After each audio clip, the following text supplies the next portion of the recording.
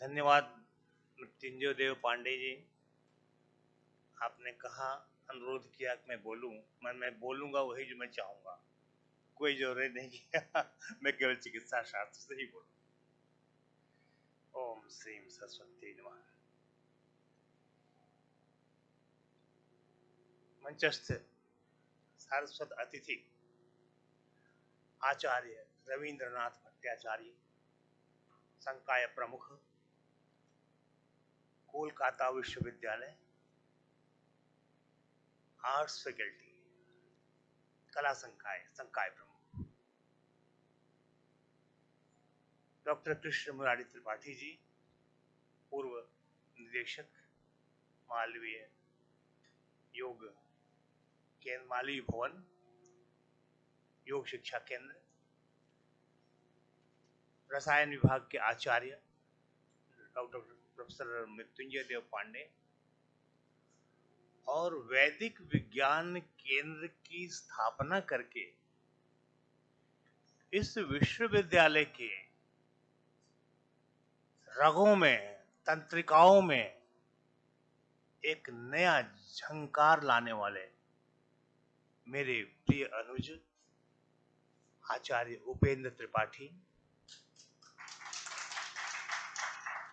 यह कहना न होगा, प्रत्यक्ष है कि केवल एक वैदिक विज्ञान केंद्र ने इतने कम समय में स्थापित होकर भी और अपनी गतिविधियों से भी जो एक नई चेतना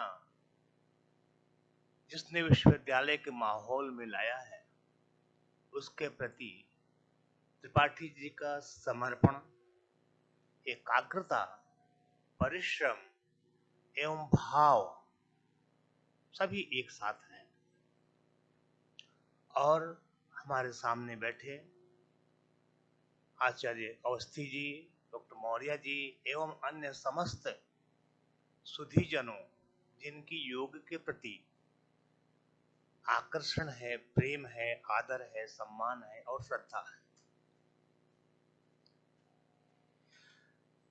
आज से 10 वर्ष पूर्व क्या हमने सोचा था कि इस योग को हम इतने धूमधाम से मनाने वाले हैं, अंतरराष्ट्रीय योग दिवस के रूप में पूरा विश्व मना रहा है। कोई 10 दिन का, कोई 7 दिन का, कोई 3 दिन का और कोई 1 दिन का भी सही, मगर मनाता है। इतनी प्रतिष्ठा और इतनी लोकप्रियता शायद इस दिवस के बारे में हमने इस ढंग से नहीं सोचा था। योग योग है, जो जानता है उसके हृदय में यह पहले भी उच्च प्रतिष्ठित था और आज भी है, लेकिन इतनी लोकप्रियता और लोकग्राह्यता नहीं थी। इसके पीछे हमारे यशस्वी प्रधानमंत्री की प्रेरणा है, उनका एक संकल्प है जो विश्व के ऊपर चढ़कर बोल रहा है। हम योग पर को सामान्य रूप से प्रस्तुत करने की कोशिश करेंगे। योग का मतलब ही होता है जुड़ना। योग ही जीवन है और योग ही मोक्ष प्रदान करने का मार्ग भी। जीवन कैसे है? तो शरीर इंद्रिय सत्वात्म संयोगो धारी जीवितम, जीवन को ही कहा गया है। शरीर, इंद्रिय, सत्वात्म, सत्व और आत्मा, इनका सम्यक योग ही जीवन है। इनमें से किसी भी एक घटक को हटा दीजिए, शरीर को, इंद्रियों को जो हमारे ज्ञानेंद्रियां या कर्मेंद्रियां हैं, सत्व हमारे मन को, आत्मा, सोल, प्राण, कुछ भी कहिए, किसी एक को भी हटा दीजिए तो यह संयोग बिगड़ जाता है और जीवन जीवन नहीं रहता। तो जीवन के लिए यह योग आवश्यक है, जो मैंने अभी गिनाया योग। दूसरा योग, जैसे आप सुनते हैं इसे कई प्रकार, अभी आपने कहा योग कर्मसु कौशलम, कर्मयोग, ये योग का ही प्रकार है। भक्ति योग, भाव योग, प्रेम योग। मगर इस योग का मतलब केवल जुड़ जाना नहीं होता है, उनका सम्यक योग होना चाहिए। यदि कर्म है तो हमारी इंद्रियां, हमारा मन, हमारा शरीर संपूर्ण रूप से उस कर्म के प्रति समर्पित हो जाए, यही कर्म योग है। अगर आप मनोयोग से अपने शरीर को स्थिर रख करके, इंद्रियों को एकाग्र करके अगर आप अध्ययन नहीं करेंगे, विद्यार्थी के लिए या सैनिक के लिए आप युद्ध नहीं करेंगे उन समस्त योगों के साथ, तो आप अपने जीवन में सफल नहीं हो सकते। आधी सफलता, तिहाई सफलता पाए, चाहे वो विद्यार्थी हो, शिक्षक हो, व्यापारी हो, सैनिक हो, कोई भी हो, उसका कर्म के प्रति अपने इन योगों के साथ समर्पित होना आवश्यक है। और यही योग अंत में हमारे अंतिम क्या कहेंगे लक्ष्य, यानी मोक्ष को प्रदान करने वाला भी है। योग, योगस्तु मोक्ष प्रवर्तक, तो उस वहां योग वही आ जाएगा जो अष्टांग योग है। और अष्टांग योग में भी जो हर स्टेप के, आठों स्टेप्स के अन्य अन्य उपांग हैं, उपनियम है, उपेंद्र जी ने अपनी भाषण में कहा भी था। तो ये भी इसी जीवन की सफलता के लिए है। अगर आप यम का पालन नहीं करेंगे, अपने जीवन में एक नियम नहीं रखेंगे, इन आसनों का तो स्वस्थ रहने के लिए अत्यंत आवश्यकता है ही। वैज्ञानिक अध्ययन हुआ है कि इन रोगों में इन योगासनों का ऐसा प्रभाव होता है। हमारे सामने आचार्य अवस्थी जी बैठे हुए हैं, इन्होंने तो मंत्रोच्चारण पर भी शोध किया है कि ऐसे मंत्रोच्चारण करने से या यूं हनुमान चालीसा का ऐसे बैठकर इस अवस्था में पाठ करने पर ये लाभ होता है। पीएचडी की उपाधि दी गई है। जब यह एथिकल कमेटी में आया था तो बहुत सारी लोग प्रश्न किए थे, हम भी एथिकल कमेटी के मेंबर हैं, हमने दृढ़ता से कहा कि नहीं, हमारे यहाँ केवल शरीर की चिकित्सा नहीं होती, आधुनिक विज्ञान में शरीर की चिकित्सा होती है। हमारे यहाँ तो बिना मन के जीवन की कल्पना नहीं है। शरीर इंद्रिय सत्व आत्म संयोग, स्वस्थ की परिभाषा भी देते हैं तो कहते हैं समदोष समाग्निश्च समधातु मलक्रिय प्रसन्न आत्मेन्द्रिय मना स्वस्थ इत्युपदीयते। तो हमारे यहाँ तो शरीर के साथ साथ मन की चिकित्सा होती है। और वही देखकर आपने साइकियाट्री खोला, लेकिन वह रास्ता नहीं अपनाया जो हमारे आयुर्वेद में अपनाया जाता है। क्योंकि मन की चिकित्सा के लिए हमारे यहाँ अध्यात्म है, सत्व रज तम 3 गुणों की कल्पना भी की गई है आयुर्वेद में। ये मानस गुण है। तो हमारे यहाँ 20 शारीरिक गुरुवादी गुण, टोटल 41 गुण, और ये 3 मानस गुण। और हमारे यहाँ रोग की चिकित्सा नहीं होती, पूर्ण शरीर की चिकित्सा होती है। केवल ये नहीं कि रोग की चिकित्सा कर दिया, आपने रिमेटॉइड आर्थराइटिस की चिकित्सा की, उस चिकित्सा से पेप्टिक अल्सर हो गया, उससे आपको कोई मतलब नहीं। आपने रिमेटॉइड आर्थराइटिस तो ठीक की, मगर हमारे यहाँ ऐसा नहीं होता। वह चिकित्सा जो अन्य रोगों को उत्पन्न नहीं करे, जो अन्य मन्यम उदीरे, ऐसे एक विकार को शमन करते हुए दूसरे अन्य रोगों को उत्पन्न न करे, वह चिकित्सा आयुर्वेद की होती है। देखिए कितनी सरल भाषा में अभी आपने ललित और हृदयंगम हो जाने वाली सरल संस्कृत भाषा में आचार्य प्रवर भट्टाचार्य जी का आपने भाषण सुना। ऐसा लग रहा था कि कर्ण में मधु टपक रहा हो।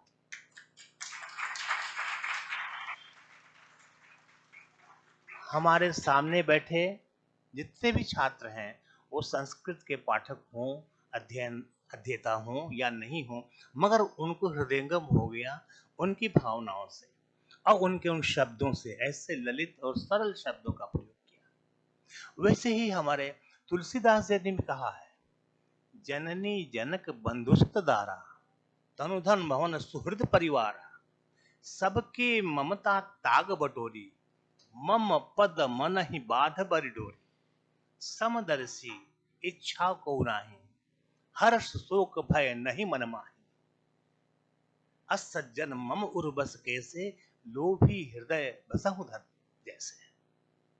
कितनी सरल भाषा में उन्होंने कहा कि सभी ममताओं को त्याग दीजिए और उन सभी ममताओं को एक डोर में बांधकर मेरे चरणों से बांधो और मेरे ऊपर छोड़ो। यही तो योग है।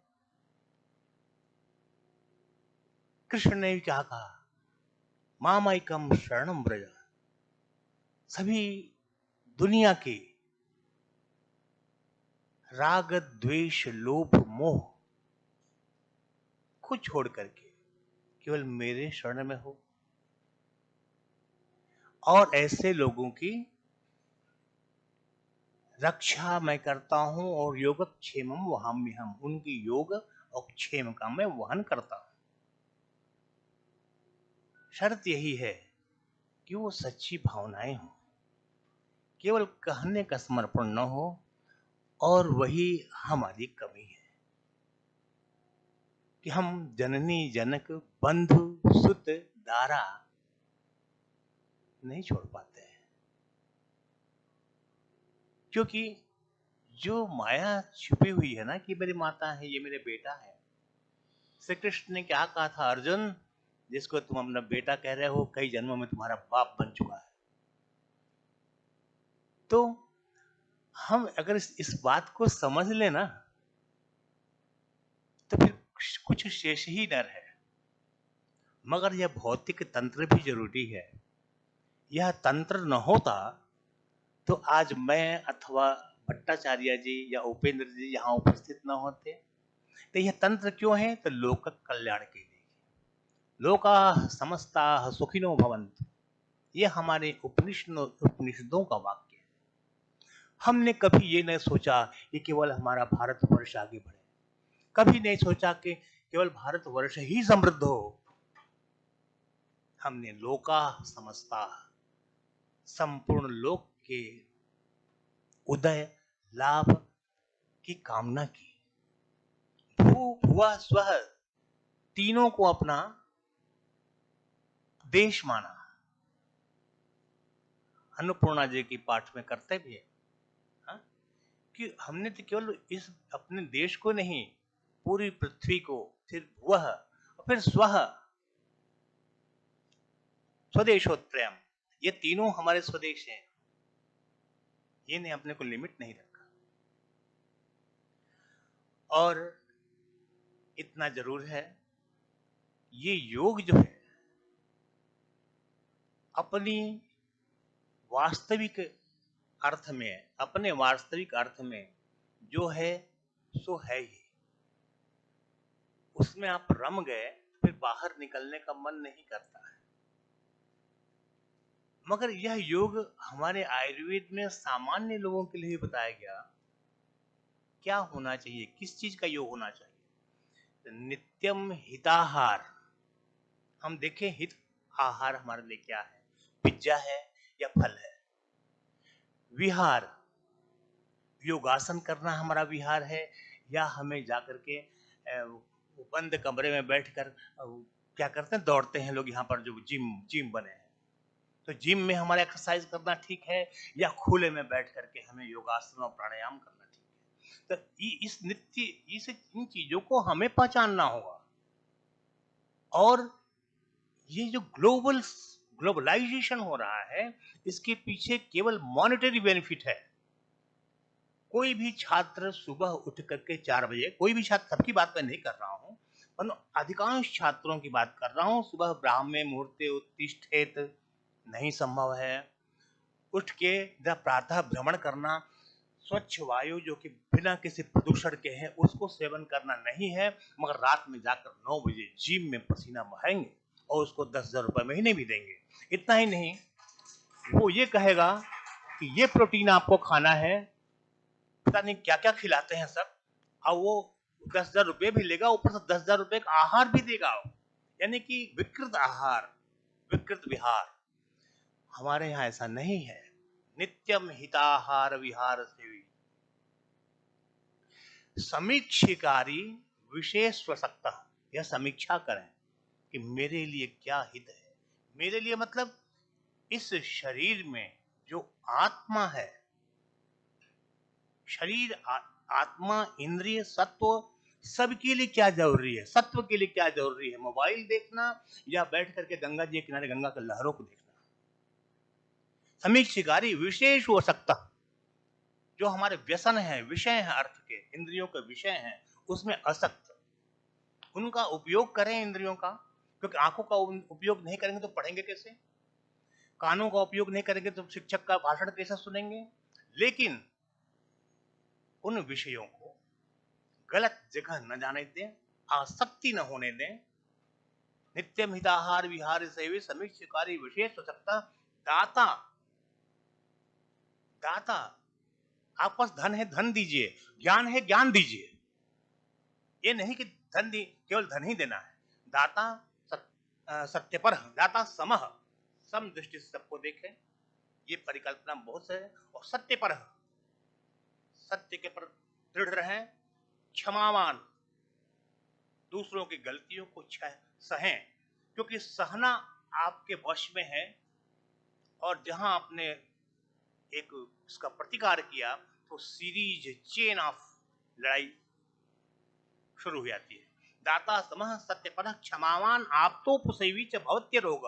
आप्तोपसेवी यानी जो हमारे श्रेष्ठ पुरुषों ने कहा है उसका सेवन करना। तो बंधुओं, समय कम होता है और बोलते चले जाइए। तो विवेकानंद की तरह 10 मिनट के समय पे 3 दिन बोल सकते हैं, यहाँ 3 महीने बोल सकते हैं। तो सबकी मर्यादा रखते हुए मैं आपसे यही कहूँगा कि योग अपने को जोड़िए अच्छी चीज़ों से, अच्छे व्यसनों से, अच्छी क्रियाओं से, और जीवन में सफल होइए। यही मालवीय जी का कामना है।